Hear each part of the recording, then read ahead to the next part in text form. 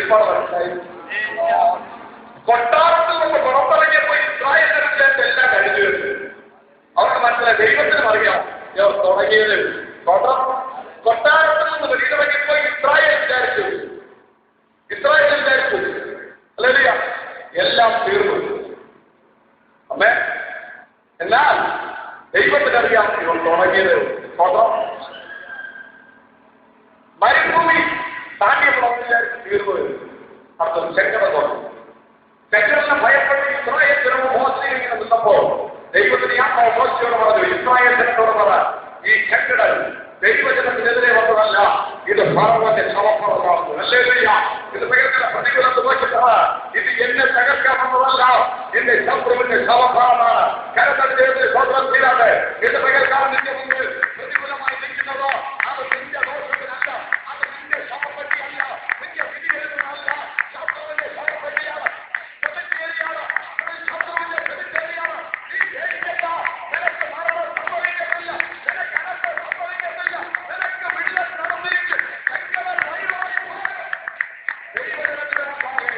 കാരണം നിന്റെ മേലിരിക്കുന്ന ശക്തി അത് ചെങ്കടലിനേക്കാൾ വലിയ ശക്തിയാണ്.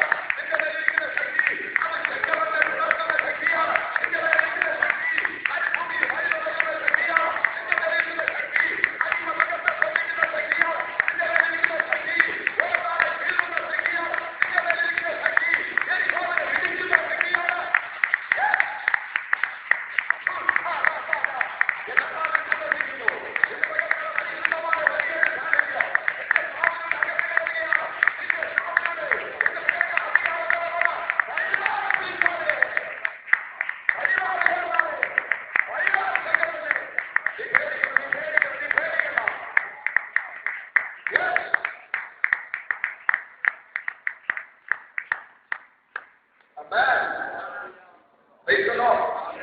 അപ്പൊ യുദ്ധത്തിന് പുറപ്പെട്ടപ്പോൾ ദൈവം ഇതിന്റെ ചിന്ത ഇങ്ങനെയാണ്.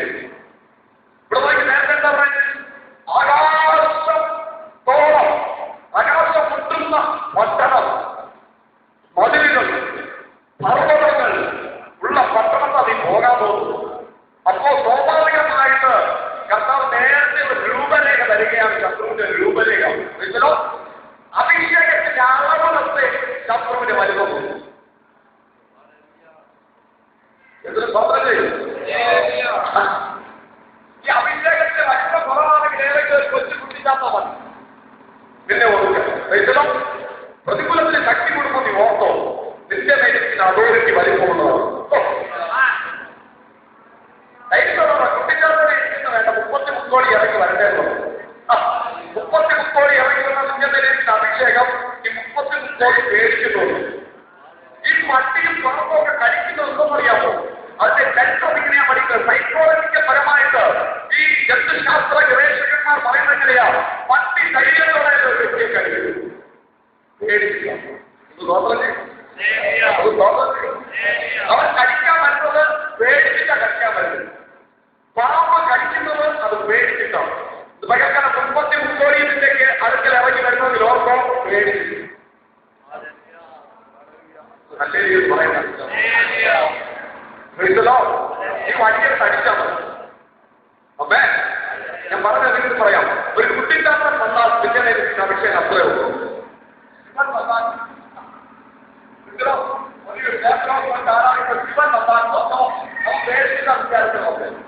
അവരുടെ കീഴടങ്ങിയിരിക്കും. അല്ലയോ? ഞാൻ ആത്മാവിന്റെ മർമ്മത്തെയാ പറയുന്നത്. നിന്റെ മേലിരിക്കുന്ന അഭിഷേകത്തിന്റെ അളവ് എത്രത്തോളം വലുപ്പമാണോ അതിനേക്കാൾ വലുപ്പമായിരിക്കും പ്രതികൂലത്തിന്റെ വരവ്. ഗ്രഹിച്ചല്ലോ? അതിനേക്കാൾ ശക്തന്മാരെ വിശ്വസികളായി ചിന്തിയാൽ നല്ലത്. പേടിക്കുന്ന അളവ് ഉറപ്പിച്ചുകൊണ്ടിരുന്നാൽ മതി. ഗ്രഹിച്ചല്ലോ? പ്രതികൂലത്തെ പിടിച്ചെടുക്കുന്ന അളവ് ആർക്ക് മനസ്സിലായില്ല. മനസ്സിലാതെ കൈകൊണ്ടിട്ടുള്ള അതെ പ്രതികൂലത്തെ കയറാം. അഭിഷേകമുണ്ട്. അതിനുള്ള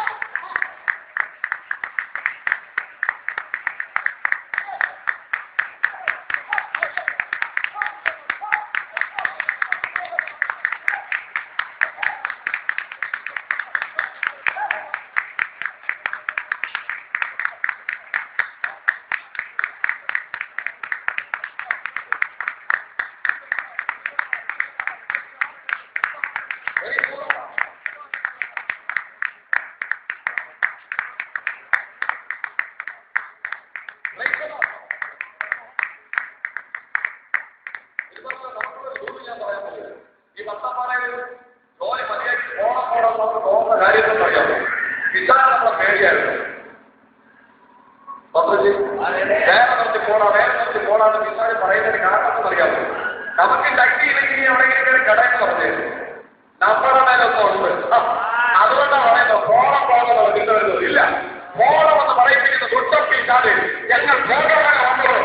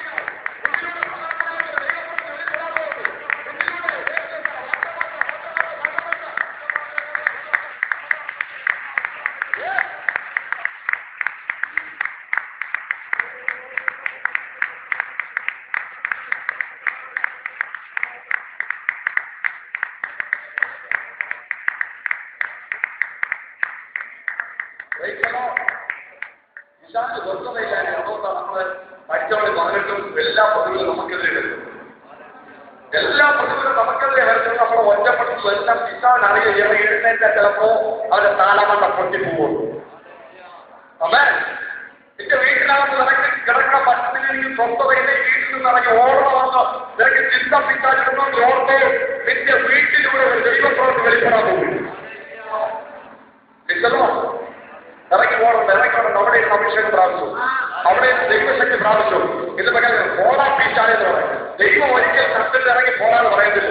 ദൈവം ഒരിക്കൽ അബ്രഹാം പറയും ഇറങ്ങിപ്പോകുന്നത്, പക്ഷെ ദൈവം പറയത്തില്ല.